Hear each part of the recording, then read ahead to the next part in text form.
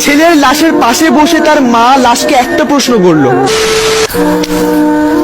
ছেলেটা দুটো চোখ লাল টসটস করছে, পানি খাচ্ছিল, পানিটা গলায় আটকে যাচ্ছিল, পানি গিলতে পারছিল না। মা ছেলের এই অবস্থা দেখে ছেলেকে জিজ্ঞেস করে, কি রে বাবা, তোর কি কোনো সমস্যা, ডিপ্রেশনে আছিস নাকি? মায়ের কথা শুনে ছেলেটা বলে, না মা, কোনো প্রবলেমের মধ্যে নেই, কোনো ডিপ্রেশনের মধ্যে নেই। আসলে কি হয়েছে, পিকনিক হচ্ছিল তো, তাই দুটো রাত জেগে অনেক আনন্দ করেছিলাম, এই জন্য চোখটা লাল হয়ে আছে। কিন্তু ছেলেটা তার মাকে কিভাবে বোঝাবে যে ছেলেটা প্রতিটা রাত মৃত্যুর সাথে লড়াই করছে? আসলে কি হয়েছে, ছেলেটা একটা মেয়েকে ভালোবাসে, আর খুব ভালোবাসে। মেয়েটাও ছেলেটাকে ভালোবাসে। ছেলেটা ভালোবাসার এমন পর্যায়ে চলে গেছে, সে তার ভালোবাসাকে নিয়ে অহংকার করা শুরু করে দিয়েছিল। ছেলেটা তার বন্ধু বান্ধব, আত্মীয় স্বজন, পাড়াপড়শি, বড় ভাই ব্রাদার সবার কাছে যে তার ভালোবাসার কথা বলতো, আর বলতো সে যে মেয়েটাকে ভালোবাসে, সে মেয়েটা কখনো তাকে ছেড়ে যাবে না, কোনো দিনও তাকে ছেড়ে যাবে না। তারপর ছেলেটা যে মেয়েটাকে ভালোবাসতো, সে মেয়েটা মাঝে মাঝে মজা করে ছেলেকে বলতো, আচ্ছা আমাকে যদি কেউ কখনো স্পর্শ করে তাহলে তোমার কেমন লাগবে? ছেলেটা কোনো কথা চিন্তা না করে বলে ফেলতো, আমি মরে যাব।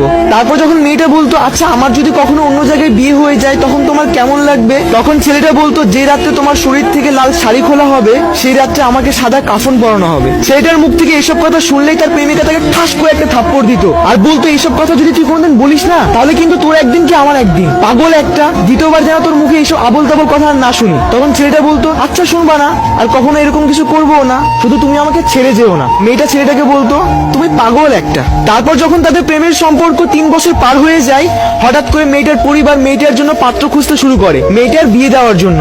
আর এইসব কথা শোনার পর ছেলেটা ছটফট করা শুরু করে দিল।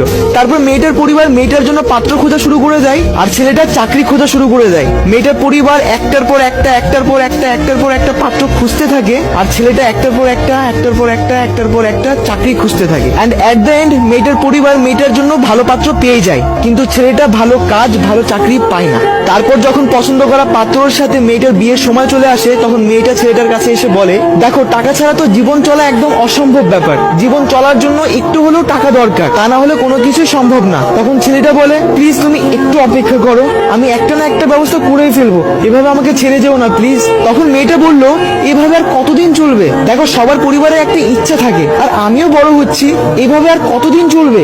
তখন ছেলেটা বারবার রিকোয়েস্ট করে কান্না করে বলল, প্লিজ ছেড়ে যেও না, একটা না একটা ব্যবস্থা করে ফেলবো, একটু অপেক্ষা করো, একটু ধৈর্য ধরো। কিন্তু মেয়েটা ধৈর্য ধরে না, তার পরিবারের পছন্দের পাত্রর সাথে বিয়েতে রাজি হয়ে যায়। তারপর বিয়ের ডেট তারিখ ঠিক হলো, বিয়ের দিন চলে আসলো। যে রাত্রে মেয়েটাকে হলুদ শাড়ি পরানো হয়, সেই রাত্রে ছেলেটা নানান রকম নেশা করতে ব্যস্ত।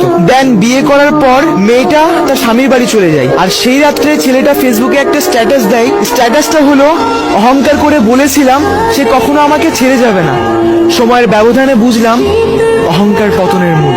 আর এইটাই ছিল ছেলেটার লাস্ট ফেসবুক স্ট্যাটাস, আর হয়তোবা লাস্ট মনের কথা। তারপর সেই রাত্রে মেয়েটার শরীর থেকে লাল শাড়ি খোলা হচ্ছিল, আর ছেলেটাকে সাদা কাফনে মোড়ানো হচ্ছিল। তার মানে ছেলেটা মরে গেছিল, সুসাইড করে ফেলেছিল। তারপর সকাল হয়, হাজারো মানুষের ভিড়, ছেলেটার লাশের পাশে বসে তার মা চিৎকার করে কান্না করছিল। আর ছেলেটার লাশের দিকে তাকিয়ে তার মা ছেলেটাকে একটা প্রশ্ন করলো, কি ছিল 3 বছরের ভালোবাসায় যে 22 বছরের ভালোবাসাকে ভুলে গেলি? তারপর হয়তো ছেলেটার পরকালের হিসাব শুরু হয়ে গেল। তার মা কান্না করছিল, আর যার জন্য মারা গেল সে তার হাজবেন্ডের জন্য হানিমুনে চলে গেল। বাহ, क्या बात है। যারা শুনছো তাদের সবাইকে বলছি, এগুলোকে ভালোবাসা না, এগুলোকে জিদ বলা হয়। So guys, if you like this video,